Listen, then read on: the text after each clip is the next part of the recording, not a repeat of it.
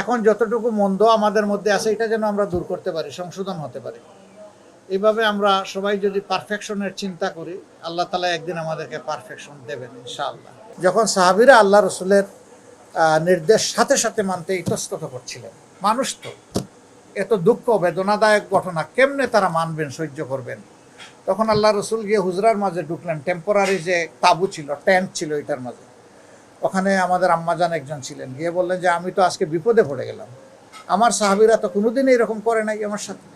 কি হয়েছে আল্লাহ রসুল? এই ঘটনা। আপনি কেন চিন্তা করেন? আপনার সাহাবীরা তো সামিআনা ওয়া আতানা, শুনবে এবং মানবে, এটাই তো স্বাভাবিক।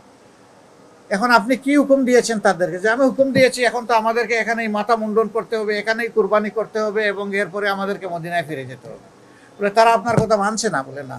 বলে আমি আপনার মাথা মুন্ডন করে দিচ্ছি, এরপরে আপনি গিয়ে আপনি আগে জবাই করে আসেন, এরপরে আপনার মাথা আমি মুন্ডন করে দিচ্ছি, দেখেন আপনার সাহাবীরা কি করে। আল্লাহু আকবার।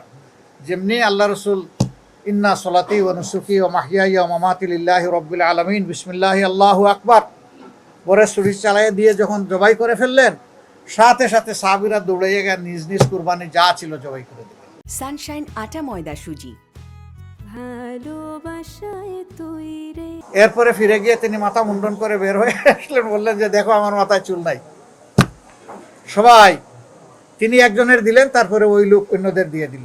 আল্লাহু আকবার। That was the criteria. রাসূল করিম সাল্লাল্লাহু আলাইহি ওয়াসাল্লাম এই সোনার মানুষগুলোই পেয়েছিলেন যারা দুনিয়াবাসীকে একটা সোনালী সমাজ দিয়ে গেছিল। সেই সমাজে আল্লাহ রসুলের দুইটা সিগনিফিক্যান্ট লাস্ট ওয়ার্ড, বিশ্ববাসী আজকে তোমাদেরকে এমন একটি যুগ জমানা উপহার দিয়ে গেলাম যেই শাসন ব্যবস্থায় প্রত্যেকটি মানুষ সিকিউরড, 100% সিকিউরড। সানা ইয়েমেনের রাজধানী, হাজারমাউত এটা ছিল তখন কি বলে ওটা, মরক্কোর রাজধানী, 3500 মাইল। আল্লাহ রসুল ঘোষণা দিলেন আজকে একজন যুবতী মেয়ে সানা থেকে তার সফর শুরু করবে, ট্রাভেল। সে রাস্তায় হয় উঠে চড়ে যাবে, না হয় ঘোড়ায় চড়ে যাবে, না হয় পায়ে হেঁটে যাবে।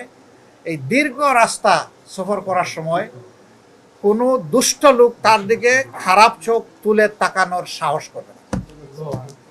সেই সমাজ আজকে তোমাদেরকে দিয়ে গেলাম।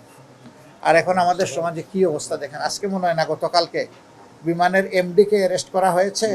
একটা নিরীহ মেয়ে গড়ে কাজ করে, তার উপর যে অত্যাচার দিনের পর দিন, রাতের পর রাত, সপ্তাহ, মাসের পর মাস করা হয়েছে, এরপরে সহ্য করতে না পেরে সে তখন বার্স্ট হয়েছে।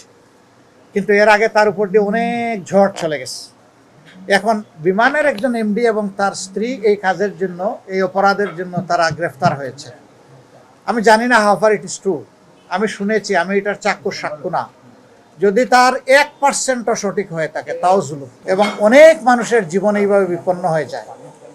আমরা ওই সমাজটার জন্য কাঙ্গাল হয়ে একটু লড়াই করছি। ওই সমাজটা হয়ে গেলে সকল ধর্ম বর্ণ সমস্ত মানব মানবী আলহামদুলিল্লাহ তারা নিরাপত্তার চাদরে তারা আশ্রয় পেয়ে যাবেন। আমাদের লড়াইটা ভাই ওই জন্য, আর কিছু না।